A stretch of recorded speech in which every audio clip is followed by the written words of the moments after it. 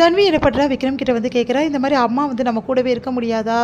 எனக்கு அம்மா கூடவே இருக்கணும்ப்பா, ஏதாவது ஒன்று செய்யுங்க ப்ளீஸ்ப்பா அப்படி சொல்லிட்டு கெஞ்சுறா. உடனே வந்து நான் ஒரு ஐடியா சொல்கிறேன், அந்த ஐடியா அப்படி நீ நடந்தீங்கன்னா கண்டிப்பாக உன் அம்மா கூடவே இருக்கலாம், எந்த பிரச்சனையும் வராதுன்றாரு. என்ன ஐடியாப்பா அப்படி சொன்னோன்னே விக்ரம் வந்து காதல சொல்கிறாரு. சரின்னு சொல்லிட்டு இங்கே பண்ணுறாங்க. தன்வி என்ன பண்ணுறாங்க, நேராக வந்து பாட்டிக்கிட்ட போய் கேட்குறாங்க. பாட்டி உங்ககிட்ட ஒரு விஷயம் சொல்லணும். என்ன விஷயம்னோன்னே என்னால் வந்து வேதாமா இல்லாமல் இருக்க முடியாது அப்படி சொல்கிறாங்க. அதை கேட்டு என்னது இருக்க முடியாது? ஆமாம், வேதாமா எனக்கு என்னென்னலாம் செஞ்சுருக்காங்க சொல்லிட்டு எல்லா விஷயத்தையும் சொல்கிறாங்க. இந்த மாதிரி எனக்கு வந்து சாப்பாடு ஊட்டி விடுவாங்க, எல்லாமே பண்ணுவாங்க, எனக்கு வந்து உடம்பு சரியில்லைனா அவங்க தான் என்னை பார்த்துப்பாங்க, இங்கே இருக்கிறவங்க யாரை பார்த்தா அப்படிலாம் சொல்கிறாங்க. அதை கேட்டு வந்து அதெல்லாம் முடியாது, எக்காரனை கொண்டும் இங்கே அந்த பொண்ணு இங்கே வரதுக்கு நான் அனுமதிக்க மாட்டேன் அப்படி சொல்லிட்டு பாட்டி சொல்லிடுறாங்க. சரி அப்படியா, இதுக்கப்புறம் நான் உங்ககிட்ட பேசவே மாட்டேன், விடுங்க, என்ன உங்களுக்கு பிடிக்கல அப்படி சொல்லிட்டு தன்வி கோச்சிக்கிறாங்க. என்ன பண்ணுறது திற பாட்டி வந்து தவிக்கிறாங்க.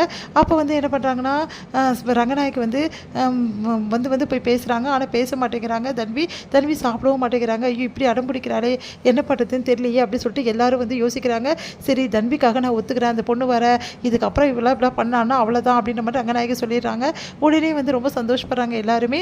அடுத்து வந்து வேதா வந்து எப்படி கூப்பிட்டா வருவா, நீங்கள் கூப்பிட்டா தான் வருவா, நாங்களாம் கூப்பிட்டா வரமாட்டா அப்படின்னு ரங்கநாயகி போய் வேதாவை கூப்பிட்றாங்க. உடனே வந்து வேதாவும் வந்து வராங்க. உடனே அவங்க அம்மா சொல்கிறாங்க, அவள் கூப்பிட்டோன்னு போயிடுவா, அவங்க எவ்வளோ அவமானப்படுத்துனாங்க அப்படின்னு. தன்விக்காக தான்மா ப்ளீஸ்மா அப்படின்னு சொல்லிட்டு வம்பு பண்ணி வேதா வராங்க. வேதா கிட்டே இதுக்கப்புறம் இப்படிலாம் நடந்துக்கூடாது, ஒழுங்காக இருக்கணும் புரியுதா, நான் தன்விக்காக தான் உன்னை மன்னிச்சு உள்ளே கூப்பிட்றேன் அப்படின்னு சொல்லிட்டு உள்ளே கூப்பிட்றாங்க. உடனே வந்து சந்தோஷம் தாங்க முடியல தன்விக்கு. ஓடி வந்து அப்படியே வந்து கட்டிக்கிறாங்க வேதாவை. ஒன்றும் புரியாமல் ரங்கநாயகி யோசிக்கிறாங்க, இவ்வளோ அன்பா அப்படின்னு சொல்லிட்டு. உடனே வந்து எல்லாருமே வீட்டில் சந்தோஷப்படுறாங்க. இதெல்லாம் பார்க்குற ரங்கநாயகி சந்தேகிக்கிறாங்க, என்ன இது ஒரே குழப்பமாக இருக்கே, ஒரு வேலைக்காரிக்கு இவ்வளோ முக்கியத்துவம் கொடுக்குறாங்களே அப்படின்னு சொல்லிட்டு யோசிக்கிறாங்க. இங்கே வந்து என்ன பண்ணுறாங்கன்னா, நம்ம ஹரிணி வந்து ஜாப்க்கு போகிறாங்க. புதுசாக வந்து ஒருத்தர் வராரு, அவர் தான் வந்து எல்லாமே நம்மளுக்கு சொல்ல போகிறாரு, செய்ய போகிறாருன்னு சொல்லிட்டு இருக்காங்க. அப்படி யாராக இருக்கிறோம் அப்படின்னு சொல்லிட்டு எல்லாருமே பார்த்துட்ருக்காங்க. பார்த்தா கரெக்டாக வந்து அங்கே வராரு நம்ம வந்து அதோட தம்பி வந்து அசோக் பார்த்துட்டோன்னு அதிர்ச்சி அடைகிறாங்க. நீங்களா அப்படின்னு சொல்லிட்டு, நீயா அப்படின்னு சொல்கிறாங்க. உடனே உங்கள் 2 பேருக்குமே பழக்கம் இருக்கானு தெரியும் அப்படின்ற மாதிரி சொல்கிறாங்க. உண்மையிலே வந்து நீங்கள் ஜாப் பண்ணுவேன்னு நான் நினச்சி கூட பார்க்கல அப்படின்னா. ஆமாம், உங்களால் தானே ஃபஸ்ட் டேவே லேட்டாக வந்தேன். ஓ பாஸ் உங்களால் தானா அப்படின்னு சொல்லிட்டு எல்லாருமே சொல்கிறோன்னே, அமைதியாக இருக்கியா, அதெல்லாம் அப்புறம் பேசிக்கலாம் அப்படின்னு சொல்லிட்டு அசோக் சொல்கிறாரு.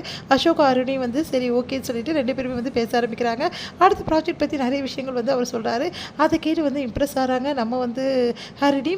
உடனே வந்து இவ்வளோ உங்களுக்கு தெரியுமா, எனக்கு இதெல்லாம் பற்றி ஒன்றுமே தெரியாது, நான் இப்போ தான் வந்திருக்கேன்னொன்னே, அதெல்லாம் ஒன்றும் பிரச்சனை இல்லை, நான் கற்றுத்தரேன் அப்படின்றாரு. சரி ஓகேன்னு சொல்லிட்டு அவங்களும் சொல்கிறாங்க. அடுத்து வந்து 2 பேருமே நல்லா பேசிக்கிறாங்க. தன்வி வந்து வேதா கிட்ட சொல்கிறாங்க, இங்கேயே இருக்கலாம்மா, நீங்கள் ப்ளீஸ்மா இன்றைக்கி போகாதீங்க உங்கள் வீட்டுக்கு அப்படின்னு நம்ம சொல்கிறாங்க. நானா பாட்டி திட்டுவாங்களே, அதெல்லாம் பார்த்துக்கிறேன்னு சொல்லிட்டு விக்ரம் கூட்டின்னு போகிறாங்க. வந்து விக்ரமுக்கு போகிறத பார்த்து ரங்கநாயகி அதிர்ச்சி அடைகிறாங்க. இதோட முடியுது.